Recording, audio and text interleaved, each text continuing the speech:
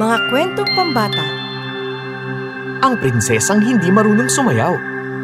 Noong unang panahon, sa malayong lugar sa Hilaga, may isang kaharian na kilala sa pagkakaroon ng pinakamagaling na mananayaw. Ang pagdiriwang at kasiyahan ay halos araw-araw nilang ginagawa dahil ang mga tao ay mahilig sumayaw. Ang reyna at ang hari ang pinakamahusay na mananayaw roon. Pero ano ang masasabi nyo kung malalaman nyo na ang prinsesa ng kahariang ito ay hindi man lang marunong sumayaw? Isa, dalawa, tatlo. Hindi, Twyla. Hindi ganyan ang pagyuko. Hindi ba? May problema ba kayo? Oo, yan ba? Ang bagong hakbang sa pagsayaw? Kamahalan, tinuro ko na lahat ang pwede kong maituro kay Prinsesa Twyla. Pero napakahirap para sa kanya ang sumunod. Sinulya pa ng reyna ang kanyang pagod na anak at pinaalis na ang tagapagturo. Twyla? Hindi ko magawa, ina.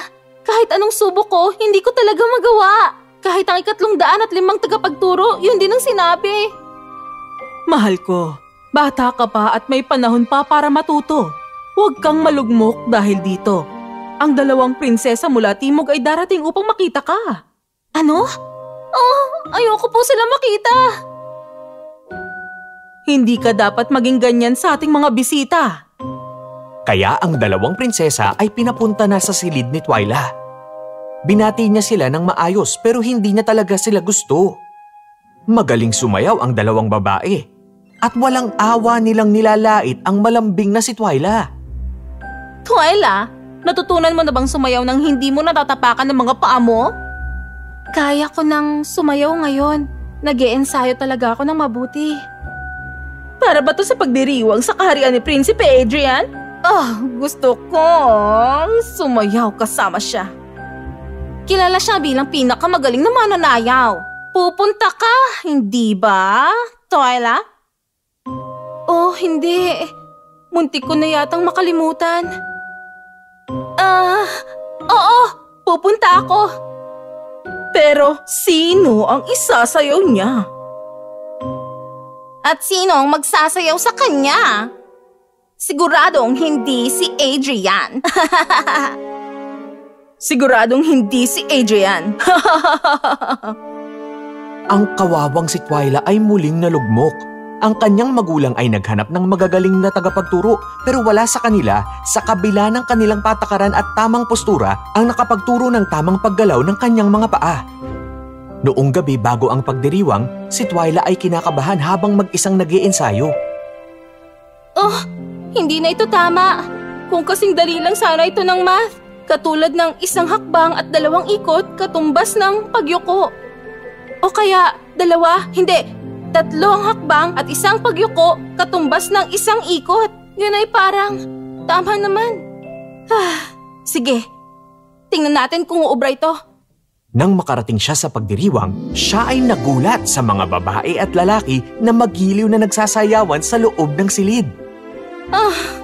Isa akong prinsesa na gusto ang pagsayaw pero di ko kaya. Nakita niya ang 2 kaibigang nagmumukmok sa gilid. Nalaman niya na si Prinsipe Adrian ay hindi dumating sa pagdiriwang. Sigurado akong yung ibang prinsesa dito ay magaling ding sumayaw. Sino bang may pakialam sa kanila? Napailing na lang si Twyla sa mga pasaway na ito at tumalikod upang hangaan ang ibang mananayaw. Maya-maya pa, may isang prinsipe na lumapit at inaya siyang magsayaw na ikinatakot niya. Ayoko. Pero bago pa siya makasagot, hinatak na siya nito. Sige, huwag kang mataranta. Gagawin ko itong math. 1 hakbang at 2 ikot. Hindi, 1 ikot lang. 3 hakbang at 1 yuko. Hindi! Ang mga tao sa paligid niya ay nagsimulang magtawanan dahil sa katawa-tawa niyang kilos.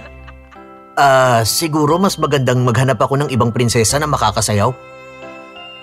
Si Twyla ngayon ay sobrang napahiya. Umalis siya sa pagdiriwang at tumakbo pabalik sa kanilang palasyo. Sinubukang kausapin ng hari at reyna si Twyla, pero sobra siyang nalungkot para makinig sa sino man.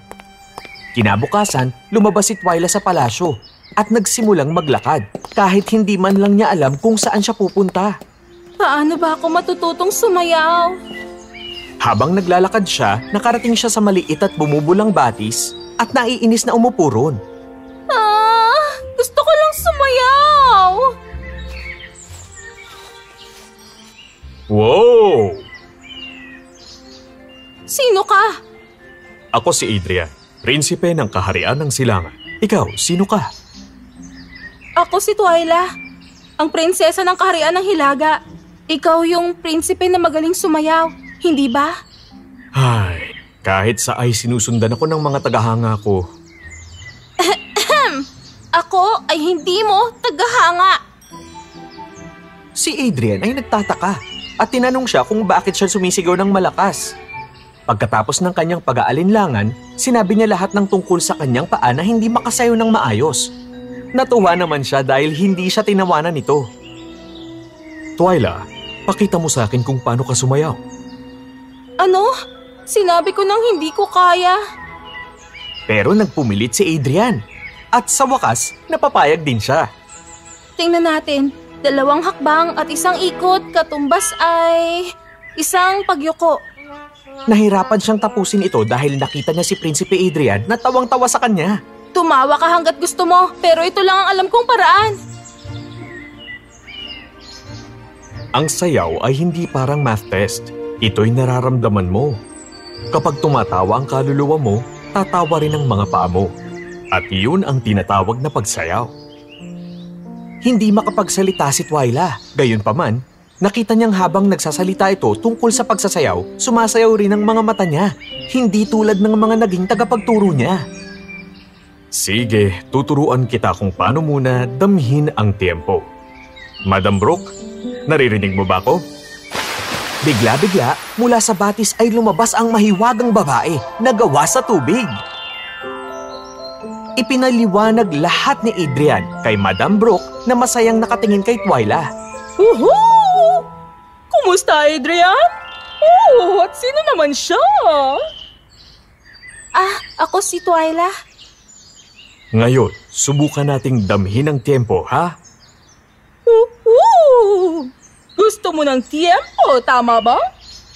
Ang ganito kaya. Blop, tup, tup, tup.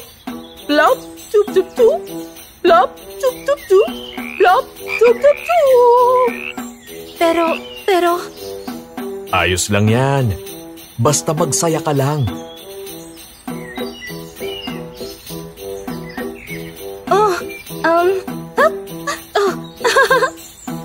Tama yan. Nakukuha mo na rin. Ngayong marunong ka ng damahin ng tiempo, tuturuan kita kung paano umikot. O ginoong hangin! Yahoo! Ano? Phew! Napakaganda ng tiyempong pinatutugtog mo rito, Adrian. Tinuturuan namin si Twyla rito kung paano sumayaw. Gusto mo bang tumulong? Oo naman!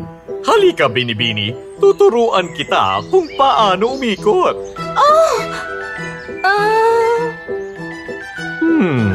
Masyadong matigas ang mga daliri mo sa paa.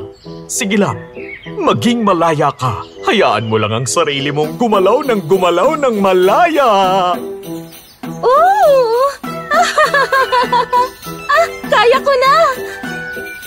Ganyan nga dapat. Ablab dub dub dub. Ablab dub dub dub. Ablab dub dub dub. Magaling na siyang sumayaw! Pero kailangan mo pang mas gumalaw. Dadalhin kita sa dalampasigan. Sa tingin ko, mas makakatulong yun sa'yo. Kaya, nagpaalam na sila kay Madam Brooks at umalis na sila papunta sa dalampasigan. Magaling ka naman sa pagsayaw eh. Hindi ka lang talaga nakapagtagpo ng tamang tagapagturo. Liban na lang ngayon. Natutuwa akong nahanap kita. Hiyang-hiya ako dahil di ako makasayaw at nagagawa yun ng iba. Sinabi niya sa kanya kung gaano siya kalungkot noon kapag nilalait siya at inaasar ng husto ng mga kaibigan niya. Hindi mo na kailangang malungkot. Magagaling nga silang sumayaw, pero hindi sila malambing gaya mo. Aba, nakakataba ng puso.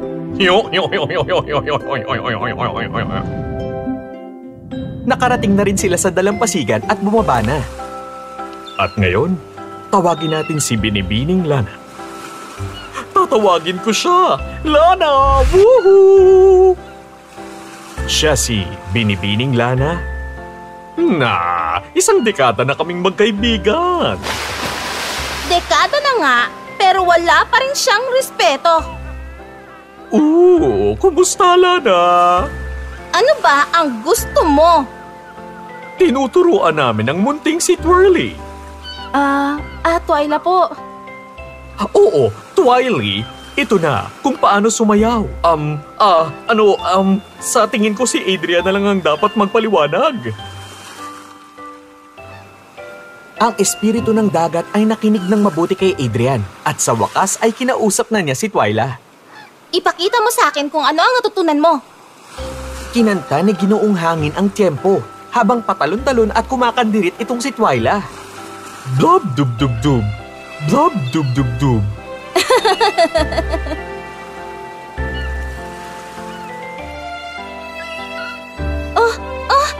Sandali!